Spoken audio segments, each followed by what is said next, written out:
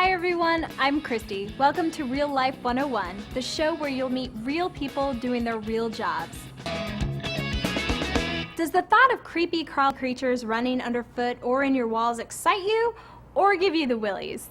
The answer could determine whether our next career is one you should consider. Greg Getz of GAG Pest Control took some time from his job exterminating termites and other critters to talk with Sean about the pest control business. We're here with Greg today, and he's in the pest control business. So what exactly do you do? I started my company July of 1991. Okay. I specialize in termite treatments and termite eradication. Examples of would be when I find damaged wood in a house like this. Okay. This is from native subterranean termites. You can tell this because of the galleries of the wood and their fecal matter, which is the remains of the muddy appearance of the matter. Okay. And you can see the galleries in the wood that's caused by the termites eating the wood. So what got you started in pest control? I call it destiny. Yeah. I double majored sociology and English, graduated from Mercer University, and then grew up in the construction business. I wanted to use my construction with my background in sociology. Didn't want to work for the old man in construction. Yeah.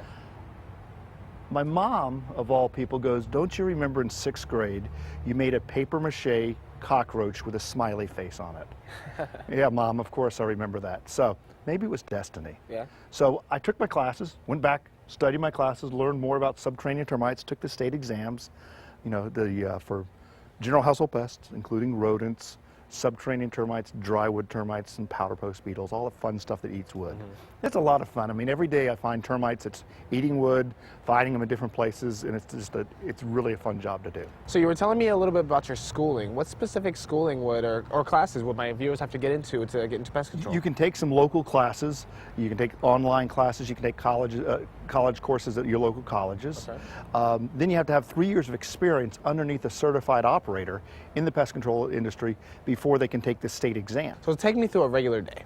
A typical day would be a homeowner calls me and says, "Greg, I've got these wings that I find all over my house or in a windowsill. What are these?" Okay. And these, in fact, are drywood termite wings. They're the Termite alates. wings. Yep. These are when they're mating. I always tell people when they see these wings, it's too late. This tells me that the colony's been inside the house, eating the house, between 3 and 5 years. Oh, wow. A lot of the homeowners see these wings and they go, "Oh, they're leaving my house." No, they're starting another colony because the other colony is so big. So these wings these are from drywoods, and these typically happen in the spring and summer. So what is the process of eradicating some termites? Let's use this as an example. These are subterranean termites. Remember your Greek, sub meaning under, terrain, ground. Therefore, you have to contaminate the ground into the soil to kill all the termites and keep them from coming back in. So you create a moat all the way around the perimeter of the house, drilling out the attached slabs, pumping termiticide into the holes and patching the holes. You want to make a moat all the way around the perimeter to keep them from coming in. So what other pests besides termites do you deal with normally? Everything else, cockroaches, ants, silverfish, sosids, earwigs, Wow. you name it. Everything but LNO, fleas, ticks, everything people don't like. All right, so before I let you go, what kind of advice would you give some of our viewers out there that want to get into the pest control business? Go with somebody, do a ride along. Because a couple questions I ask people when they're interviewing to work for me is, can you crawl underneath the house?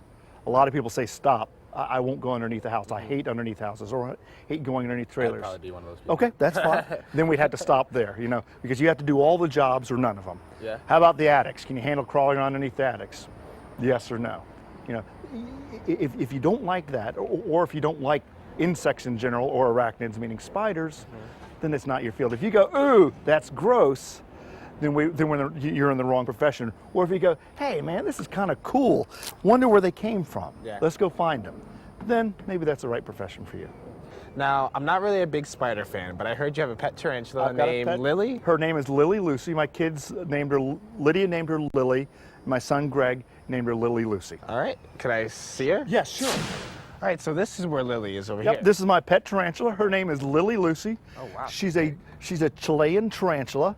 This is a female. Now your females, Lily's about this big. Okay. She'll live to be about 15 to 20 years, where the male tarantula's lifespan is much, much younger. They'll probably live about 5 to 10 years. Wow.